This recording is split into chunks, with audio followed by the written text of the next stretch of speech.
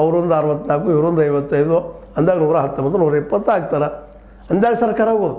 ಅದು ಎಲ್ಲಿವರೆಗೆ 2028ರವರೆಗೆ. 2028ಕ್ಕೆ ಕಾಂಗ್ರೆಸ್ ದಿವಾಳಿದು ಹೋಗಿರ್ತದೆ, ಹೇಳ್ಕೊಳಕ್ಕೆ ಇರೋದಿಲ್ಲ. ಅದು ಆ ಪರಿಸ್ಥಿತಿ ಹೆಂಗೆ ಅಧಿಕಾರಿಗಳು ಬಂದ ಅಂತ ಮುಂದೆ ಬಿ ಜೆ ಪಿ ಒಂದೇಳೆ ಬಂತಪ್ಪ ಅಂದ್ರೆ ಆಳಿದಾಗ ಬಿ ಜೆ ಪಿಯಲ್ಲಿ ಇದ್ದಂಥ ಲೀಡರ್ಗಳು ಯಡಿಯೂರಪ್ಪ ವಿಜೇಂದ್ರ ಅವರು ಮುಖ್ಯಮಂತ್ರಿ ಸ್ಥಾನದ ಮೇಲೆ ಸ್ಥಾನದ ಮೇಲೆ ಕಣ್ಣು ಇಟ್ಕೊಂಡನ ಕುರ್ಚಿಗಾಗಿನ ಅವ್ರು ತಮ್ಮ ಮಗನ ಅಧ್ಯಕ್ಷ ಮಾಡಲಿಕ್ಕೆ ಓಡಾಡ್ತಾ ಇದ್ದಾರೆ. ಅವ್ರು ಬಿಡ್ತಾರೆ ಇವ್ರಿಗೆ ಡಿ ಕೆ ಶಿ ಅವ್ರಿಗೆ ಮುಂದಿನಷ್ಟು ಒಯ್ಯೋದಕ್ಕೆ. ಅದು ಒಂದು ಸಮಾಧಾನ, ಕರ್ನಾಟಕದ ಮುಖ್ಯಮಂತ್ರಿ ಅದೇ ಅನ್ನುವಂಥ ಸಮಾಧಾನ ಡಿ ಕೆ ಶಿ ಅವ್ರಿಗೆ ಸಿಗ್ಬೋದೇನೋ. ಅದು 55 ಬಂದಾಗ ಮತ್ತೆ ಹೇಳ್ತಾ ಇದ್ದೀನಿ ಈ ಮಾತನ್ನು. ಆನಂತರ ಇನ್ನೊಂದು ಬಂದಲ್ಲಿ ಇಲ್ಲೇ ಉಳಿದ್ರೆ ಏನೆಲ್ಲ ಆಗೋಯ್ತು ಅಂದರೆ ಈಗಾಗಲೇ ಇನ್ನೊಂದು ಸುದ್ದಿಗಳು ಬರ್ತಾ ಇದ್ದಾವೆ. ಈ ಸಚಿವರಲ್ಲಿ ಅನೇಕರು ನಮ್ಮ ಡಿ ಕೆ ಶಿ ಅವ್ರಿಗೆ ಬೆಂಬಲ ಸೂಚಿಸುವಂಥ ಲಕ್ಷಣಗಳು ಕಾಣ್ತಾ ಇದ್ದಾವೆ ಅಂತೇಳಿ.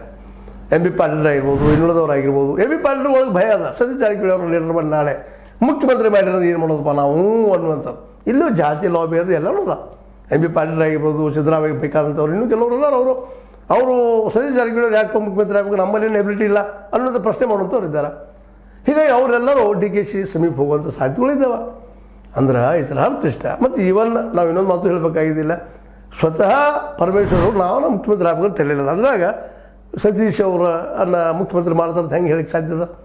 ಅದಕ್ಕೆ ಇವೆಲ್ಲ ಅನುಕೂಲ ಸಿಂಧು ವ್ಯವಹಾರ ಇದ್ದಾಗ ಇವನ್ನೆಲ್ಲ ತಮ್ಮ ಹಸ್ತಕ್ಕೆ ತಮ್ಮ ವಿಚಾರಕ್ಕೆ ಸಮೀಪ ತಂದ ಕಾಂಗ್ರೆಸ್ನಲ್ಲಿ ಇನ್ನೂ ವಯಸ್ಸದ. ಡಿ ಕೆ ಶಿ ಅವರು ಭಾಳ ನೆನಪಿಟ್ಕೊಳ್ಳುವಂಥ ವಿಷಯ ಇದು. ಡಿ ಕೆ ಶಿ ಅವರಿಗೆ ವಯಸ್ಸದ. ಇನ್ನು ಇದರಲ್ಲೇ ರಾಜಕೀಯದಲ್ಲಿ ಸಣ್ಣ ವಯಸ್ಸಲ್ಲೇ 60 62 ಆದರೂ 64 ಸಣ್ಣ ವಯಸ್ಸಲ್ಲೇ ಇದು. ಅವ್ರಿಗೆ ಭವಿಷ್ಯ ದೊಡ್ಡದು ಕಾಂಗ್ರೆಸ್ನಲ್ಲಿದೆ, ಆದರೆ ಬಿ ಜೆ ಪಿಯಲ್ಲಿಲ್ಲ. ಬಿ ಜೆ ಪಿಯಲ್ಲಿ ಯಡಿಯೂರಪ್ಪನವರು ಇದ್ದಾರೆ. ತಮ್ಮ ಮಗನ ಸಲುವಾಗಿ ಅವ್ರು ನಾಳೆ 22 ತನಕ ಹೆಸರು ಇರ್ಬೋದು. ಅವ್ರು 22 ನನ್ನ ಮಗ ಆಗಬೇಕು ಅಂತ ಅಲ್ಲಿ ಶುರುವಾಗ್ತದೆ, ಅಲ್ಲಿಯೂ ಕದನ ಶುರುವಾಗ್ತದೆ.